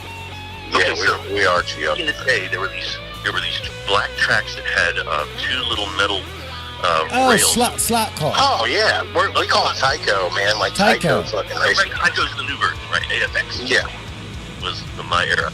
But he had so many of them, and I was shocked that he had that desire to collect and I won't say play with them, but build sets and stuff. Then I had that same affliction with trains. So we talked about, it never happened, but we talked about putting together a layout with his cars and my trains, bridges, and mountains. And wish that would have come to fruition, but never did. Man, That's some fancy space cowboy talking. That is. He turned me on to PRS, but he also turned me on to Mesa Boogie. I'm telling you, man, I played a Mesa Boogie Mark III that he turned me on to. He's like, dude, you got to get this, Sam. And he let me play through his, and it growled, it screamed, and it just had this beautiful crunch to it. I used it for the latter half when I was in Nasty Habit. It was, it was incredible. I wish I still had that beast. I ended up selling it. I think it was in 2008 when all that crap went down. Wow, man. Oh, yeah. Dude, you know what's pretty cool to hear you say, hey, man, I had to sell it. Because I've sold some shit over the years I got major regrets on. And just to know that I'm not the only victim of a bad decision, to hear other guys make these bad decisions too is a little bit of relief off my shoulders. So thanks for sharing that stuff, man. I'm glad I could confirm that is a real feeling. Same thing with, I had my very first real amp. I mean, this is back when I was like 15. I had to cut so many lawns to collect $200 to buy a Fender Super 6 reverb. I wish I could send you a picture of it right now. It's this beast. I mean, it stands 4.5 feet tall. It's got 6'10". Well, I don't know if that ended up where it went, but recently, not recently, last year, I saw one online for like $1,000. Right. And they had to use a shipping company to ship it. UPS, FedEx wouldn't do it, so it was this, a semi pulled up in front of the house, and when the guy pulled the pallet out, there's a piece of paper written on it that said, "For the love of all that is holy, do not stack anything on this." So you got it. I got it. Fuck yeah, dude. I want to play that bitch, man. Oh, I cranked it up downstairs. It's so warm and sweet. Those 10s. And today, after I was writing all this stuff, memories of Frankie and our relationship, the Mesa Boogie Mark III was in my head, so I had to start Googling around and looking, and sure enough, I found one for $1,200. But with COVID and all, and I'm not doing any gigs. Do I take the risk? Right. Dude, I always say this, man. Just live a little, man, because you never know when it's taken from you. Oh, God, you're right. Right, that's what I'm saying, man. I mean, like, dude, you can't take it with you, man. Enjoy it while you can have it, man. And that's what I say, man. Because it's all good, man. If you can afford it, finance it, fuck it. That's what I say. You know what? That's what I want to say. I'm going to say, fuck it. I'm going to hit the not buy it now button. Yeah, that's what I'm saying. Yeah. Man. I love my phrase is, you never saw a hearse pulling the U-Haul, so you can't take it with you, man, so you might as well enjoy it while you're here, man. Right, because you never know when your number's called, brother. We found that out the hard way. So enjoy it while you can, man. Man, you put some perspective on that buy. We know how to sell shit. That's what we do. We sell shit. You just sold it. I think it was on eBay. Dude, just make sure you check the reviews of the seller, man. Don't get punked. Don't get punked. Yeah, I go do a thorough background check. Who am I buying this shit from? Call LexisNexis and have them look them up. Hey, when this thing starts to ease up and things are kind of getting regular again, man, we should shoot down and check out some of that gear you got, man. I'm down with that, dude. Field trip. I'd love to. I got a room full of guitars and amps, and man, that would be spectacular. We would love to document that and just do like a special episode of, Luskey Land. Man. Whatever we want to call it. I got it, dude. Call this place. Dude, it's Luskey's Lair. Oh, Luskey's Lair. Oh. Not to be confused with Luskins. Yeah. It's Lusky. It's not the deepest guy in town. Right. See, Luskey can appreciate Luskins. You remember that joint, man? I do. Oh man, that was the greatest, dude. That was the Alpin's nickname back in the day.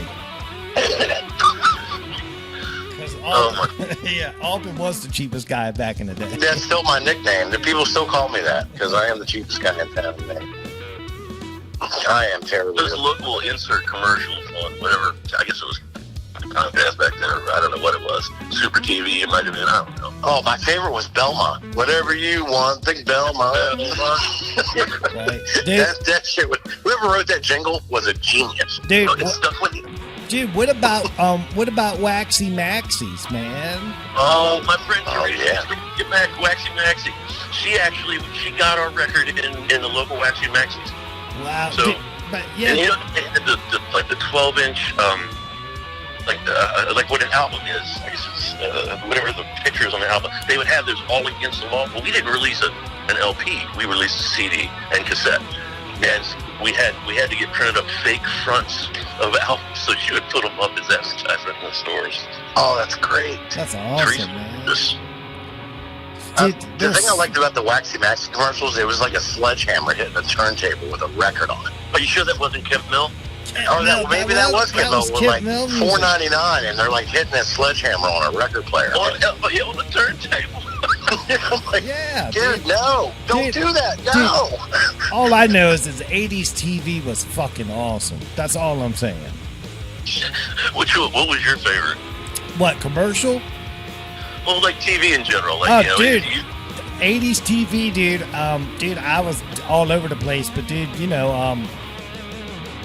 were you you know- 18? Were Eight, you? yeah, I was 18 Fall Guy, Silver Spoons, Give Me a Break, all them shows, you know, all of Oh, that wow. stuff, all of it. Was that Hasselhoff show? Oh, No, Knight Knight Rider, Rider. Knight Rider. Knight Rider. That's right. See, I loved anything that there was a particular songwriter that wrote all the 80s theme songs, a guy named Mike Post. And if your show had a song, the theme song was written by Mike Post, I loved that fucking show, whatever it was. Nice. I'd love to see some analytics on, you know, which shows Mike Post wrote this theme song for that were hits as opposed to not. You'd be shocked of how many hits he had. Wow. This guy was a monster TV theme songwriter. Cranking them out, dude. And that's the thing with TV shows nowadays; they don't have no fucking songs, and that's the problem. They need songs. Yeah. That's why they fail, man. Even Beverly Hills 90210 had a song. And, Yes, that's it. and a couple punches, a couple air punches. Come on, man, that shit was a hit. So I remember watching Heather Locklear at Melrose Place. Oh yeah, dude. Melrose was must see TV back in the day. Remember, there was no DVR back then. Nope. If I did, I'm not going to admit it. But Yeah. I liked when Heather Locklear was on T.J. Hooker. Remember that? That William Shatner? T.J. I Hooker? remember the show. I just don't remember her being. Was she like a main character on it? Yeah. God dang it! How did I not know that? And then she took over for Heather Thomas on the Fall Guys, and she was on the Fall Guy for a while too. You're right, And that dude. I'm sorry, but Lee Majors was a real man, dude. Lee Majors was a real man. I just called him Steve Austin. Exactly. How cool is Lee Majors? Right? Jeez, we're way off. How awesome is it that Lee Majors inspired some man and woman to name their kid Steve Austin, and he became the fucking wrestling champ? How about them apples? That, you know, that's like a full circle right there. Right, man. All right, let's get back to Frankie real quick, John. Yeah, man. Tell me, what was your personal favorite show that you ever saw Frankie put on? Which is one that stands out in your brain as like, wow, I'm glad I was here to see this. Does any of them stand out to you? Yeah, they do, and it would have to be the first show I ever saw him play and the last show I ever saw him play. I was lucky enough to see him do a Frankie and the Actions reunion at Gilligan's Pier last summer, August. And man, it was it was like watching a laser beam shoot fire. It was just, I don't know, man. It was so big. It was what he was. It was a monster show. It was just like his inner rock god was in full effect. The crowd was huge. Sound was even bigger, and the light show just amplified every bit of it. And the whole band. I mean, the whole band was shining in this.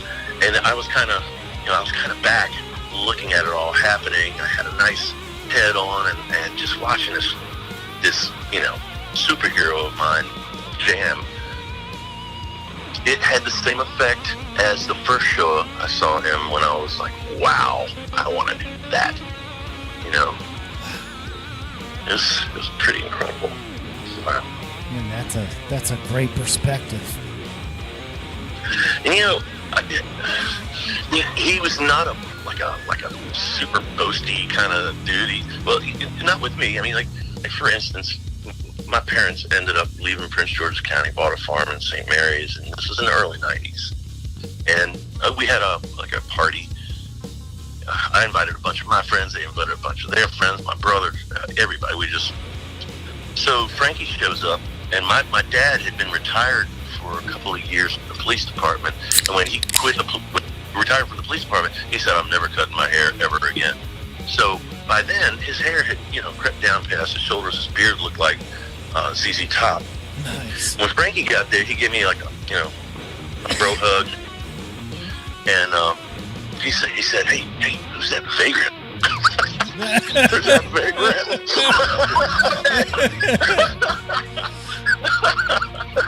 That's my fucking dad. That's so funny. Oh my god. So, nobody had been down to the farm yet before, and we were walking as a group. My dad was kind of giving a tour of the farm. We went down by one of the barns in the chicken coops, and looking at the barns, he's like, "Oh my god, man, you got everything!" And he looked over, and there was a kitchen sink. He says, "But the." So then we walk over to the chicken coops, and he's going, "Wow, man, there's like electricity, and you got everything but the," and I swear there was a kitchen sink out there, just one of those farm sinks. And we get out to the stables, and he goes, "Oh my god, if I find a kitchen sink out here, I'm leaving because something weird is happening." But anyway, he was just a funny guy. He had that kind of dry humor. But this dude, for his master's thesis, built a website chronicling all of Shakespeare's works. And it was searchable for anybody. I hope it's still out there. I hope it's still accessible, because I know he worked hard on that.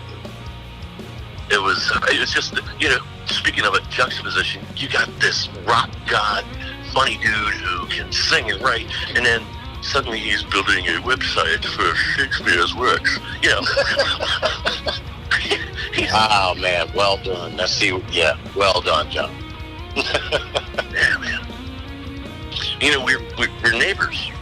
I'm neighbors with his surviving family. But when when things were better, he and Liz would come by, and we sometimes if it was just Frankie dropping by, and I had a studio in the top of the barn, and he would come by and just bring in like a random guitar. Like I remember one day he brought this gold top. And I swear it was the 60s. I want to say 62, but I can't be for sure. Right. But what he told me about it was they used to use B-stock wood from the guitars they'd make in the 50s. So it was this 350-year-old mahogany, but it wasn't pretty to look at. Like you wouldn't stain that wood, so they considered it B-stock. But when they started painting them, like the gold, it didn't matter what it looked like because you're painting it. Right. So they're using that 50s wood, that's 350-year-old mahogany, and he let me play it. It was set up just perfect. I don't know whether he did it. I'm sure he did, or he did. I had it work. He set it up or something. But when you play that guitar, even acoustically, not plugging it in, it just rang, and you could feel that old wood resonate against your body when you held it. It was just amazing. But wow. Even then, like I would sit outside with my ex, and we would sip out a fire at night, drink some wine, like what you're gonna do later, Alban. That's right. Yeah, he and Liz would come by. We would just sit around the fire, shit. Oh, you know, there's something else. I remember he was telling me around the fire one night that he had some of Danny Gatton's old telly parts in his studio, and he planned on building a Gatton-style telly. I don't know if he did or not, but man, wouldn't that be interesting if he did? And, you know, sitting in a studio. Wow. To have Gatton's parts that around Yep. like that. Wow. I'm surprised that we never were in a band together. I think it was kind of like, you know, he was in a band when I wasn't in a band, and then I was in a band when he wasn't in the band, or when he was remaking Frankie, and then toward the Hammer of the Gods, or Last Remains rather. So Yeah. Yeah, but that makes the story even better, I think. say again. That makes the story even better, I think. Yeah, it does. You know. It's So just I did a show in Belize in February. Me and Anthony Wellington. Oh, I remember that. Yeah, I was following that. That's amazing. It was absolutely incredible. I can't not wait to go back. But it was during that week, Frankie called me, and he started going into detail about what he'd been through in the past couple of months with his health issues, and it was interesting. I got to tell him I love him. He said it back. We'd never ever said that before, and I knew something was interesting, but he sounded like, oh man, I got this. We talked about getting together the families this spring for summer picnics, and I don't know. It's so weird that it's come to this. Yeah, it sucks. And then later on next month, I texted, "Hey man, sending you good vibes," because he didn't like me to say I'm praying for you, but I texted him, "Sending you good vibes," and then I put in quotes, "praying for you." He said, "Thank you, I'll take them." But that was our last communication. Yeah. It's so weird for me to say that. That's our last chat, our last talk. Dude, John, I appreciate you being so personal on here with that, because you don't have to do that, and you did, and we really, everybody listening appreciates that. That means a lot. Thanks. Yeah. Hang in there, man. Right. I got one more question. And then I think tonight's pretty good. Do you want to come back next week with Mike, John? I'd love to. All right. So what we'll do is we'll end the show with this after this last question, and I think we'll go out on a positive note. And I think I wrote a really good question for you, John. And I think this will set the tone for everybody to wait for next week's part 2 of the In Memory of Frankie Clarke episode here. What's the most valuable thing that Frankie taught you musically?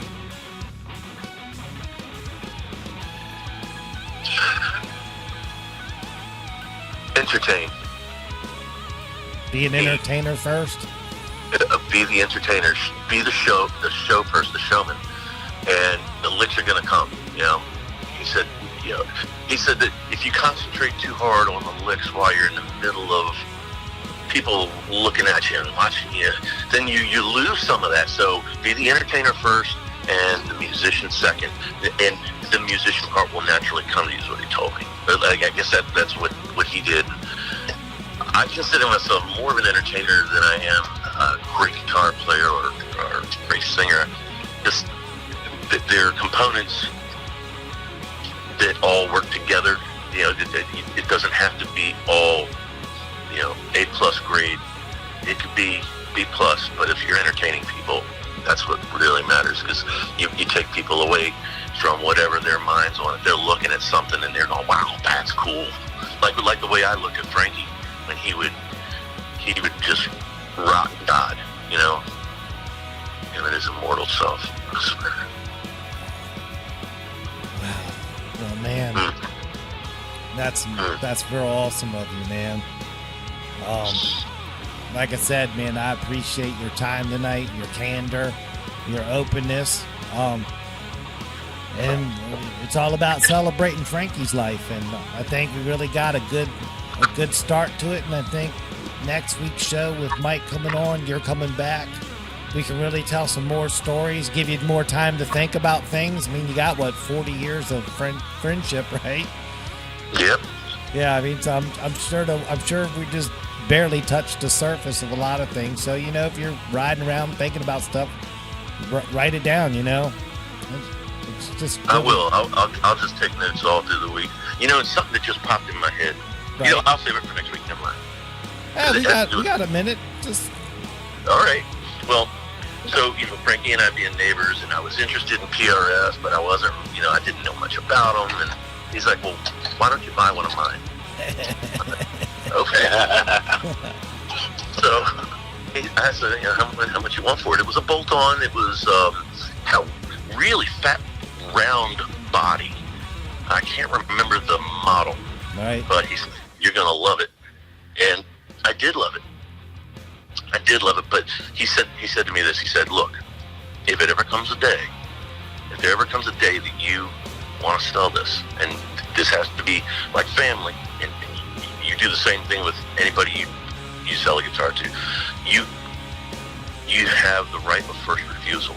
Right. So if I decided I wanted to sell that, I have to go to him first, same price, and say, "Hey, Frankie, do you want it back?" Yeah. And that happened again. That was at that 2008 juncture. World was falling apart. Finances were bad. I said, "Frankie." He said, "Yeah, I got you. And it was only $500. It was more like I was renting from it, but it made me fall in love with that style of guitar, the PRS. Wow. Even though I have Les Paul, Strat, and a bunch of other brands, Taylor's, Taylor's, and Gresham. But it was him that turned me on to it, and he was the one that set that rule, right of first refusal. So there was a time when I also had to sell I had an 82 Les Paul. Thank God I still have it, because the guy believed in that right of first refusal family thing. So he knew that I was selling it because I needed money. When he was ready to sell it, he said, "Hey man, right of first refusal." I said, "Yeah, I'll take it back." Yeah. Yeah, isn't that a beautiful thing, man? It really is, and I think as guitar players, guitar lovers, we should all be like that. That is a good rule. That should be the golden rule, man. Yeah. Yeah. And I think that's a perfect way to really put a close in tonight's chapter, man. That was really cool. Really cool. Here. Wow, man. Well, dude, John, like I said, man, thank you so much for spending time with us. It sucks it has to be such unfortunate circumstances, but like I said in our texting back and forth, talking about it makes it feel better. So you're absolutely right, and I did get some tears in my eyes, but just talking about this and hanging out with you guys like this is it helps. It's therapeutic. Right, and then I hope and I hope this week coming up, because you'll be on next week. That'll give you a little bit of extra, kick to your week. To finish out the week. Just something. Do I owe you guys a copay for therapy or something? Or? No, you just come back next week. That'll be payment enough. Right. The candor is the payment, man. And and you've been nothing but honest tonight, and it's just been really cool, man. It's really awesome of you. Yeah, it's real nice to talk about it, because these memories I don't get a chance to share. It's just they're just part of me. Right. Yeah. And to have you here with us really is an exceptional thing, man. And we appreciate that more than you know. This is like a full circle for us, because you're sharing your experiences with somebody that influenced you. Meanwhile, you're talking with guys that you influenced. So that's the conduit. We'll get in. I'm gonna get into that next week about how you influenced me. But for you to be here is a big thing for us, and we really, really appreciate it. we appreciate your willingness to be upfront and just talk about these things. And we can't thank you enough for that, John. It's truly my pleasure, and I want to thank you guys for having me, because it really does, Dan, it really does help to talk about it. Right. It does. Yeah. It does. And I look forward to next week. Get to talk to Mike. And I think we're just gonna let it loose and let it come out and see what happens, man. But it's all about Frankie. We're getting together to talk about him. Yep. And it's gonna be a good time, and we're gonna do the best we can, and hopefully his family hears back, can listen back and go, wow, those guys are cool, that's the goal. Speaking of, guys, they have Liz started a GoFundMe to help with the kids because they are going to be strapped now. Right. If I don't know if you want to put the link on your page or something, I can text it to you, Dan. Yeah, send me all that stuff in the background, and I'll do what's best. Absolutely. Absolutely. And I can't wait to talk to you guys next week. Awesome. Likewise, man. Likewise. And I'll be emailing you during the week again, all right? All right, sounds good. All right, John. Hey, John from the Guitar Gurus, we say thank you again, and we'll talk to you next week, all right? Till then. All right, peace. All right, Luskey. Take it easy, buddy. All right, you guys too. There he goes, John Luskey, Southern Maryland legend, reflecting back on the passing of Frankie Clarke, local legend here in the Southern Maryland community, man. That was a great call with him, and I look forward to next week. Don't you, Mr. Albin? I can't wait, man. I mean, this was an amazing episode that we had tonight.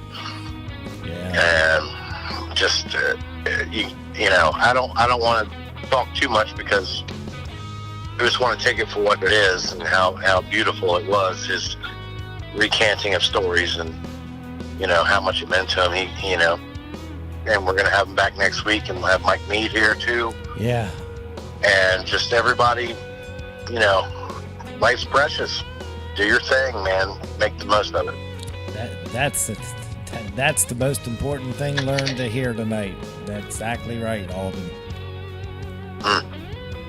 Wow, man. Well, dude, what a night. The emotions ran high. I mean, we really talked for a long time tonight, man. Yes, sir. The Southern Maryland community, we're still coronavirus, still shut down. Yep. First of the year, maybe, for shows. Who knows? That's still in the back of my head going, oh no. Yeah, we're keeping our eye on that, and we're gonna, we're still gonna be here every week for you guys. We're gonna figure out the time frames, and we're gonna try to do the best we can. And regardless of the situation, we're still gonna try to bring you some content the best we can. Yeah, I mean, hopefully Island is open back up by way before then, and we can do the Guitar of the Week again. Yeah. That would be cool. Prime Street can get back cranking. We can do it with them again. Yeah. And, of course, we got all our other guys, Allied Renovations, Christopher Lane Tattoos, Cooper Construction, Southern Maryland Chronicle. They're all doing their dues for us, which is cool. That's right. So... Well, keep the Ollie's Bar and Grill soundstage phone system cranking as long as possible. Dude, yeah, I don't know what's going to happen. We're going to crank it until we get no more dial tone, Captain. Yeah, Right, they might call us going, stop using our names. It could happen. It could. So if anybody else wants their name on this thing, it's open. It's up. It could be the calling from the Higgy carpet cleaning, like right. the old. You never know. Right. We could get McKay's, man. We get Awesome Frank Dawson to cut the promo, man. I would love that. That would be cool, man. We got to get him as a guest one week. Yeah, let's find out if he's still alive. Let's do that. That would be cool. All right, man. Yeah. Dude, we're coming up on it, man. You got anything else you want to say before we get out of here tonight? I don't. I mean, I just want to, real quickly thank David Higgins, Sean Kirkpatrick. Special thank you to John Luskey. John Luskey was a big influence on, me as a teenager. Right. I do remember you saying that. having him on here, you know, and being so genuine is a big thing. So thank you for him, and thank you for that, and thank you to everybody out there who is still keeping the faith and being supportive of people and doing the right thing. Thank you guys so much. Take care of each other. Be good to each other. Take care of yourselves. We love you, and that's all I got. Hey, man, I'm digging it. You summed it up at the perfect time at the end of the show.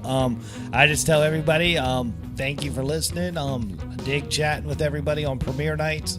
Please tune in next week. Next week's going to be part 2 of In Memory of Frankie Clarke.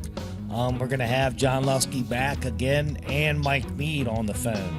So we're going to get some really good stories out of those guys and really just talk it out. And we'll see what happens. So I'm looking forward to it. Sounds great, man. Well, cool, dude. I'm ready to get out of here. You ready? All right, brother. 72 of these bad boys in the books, man. All right. Done. Yes, sir. And let me give it the professional promo out. All right, here we go, buddy. Stand by. Here we go. It's the Guitar Gurus with Dan and Dan. We're Southern Maryland's #1 choice in music talk radio, and we will see you guys next week.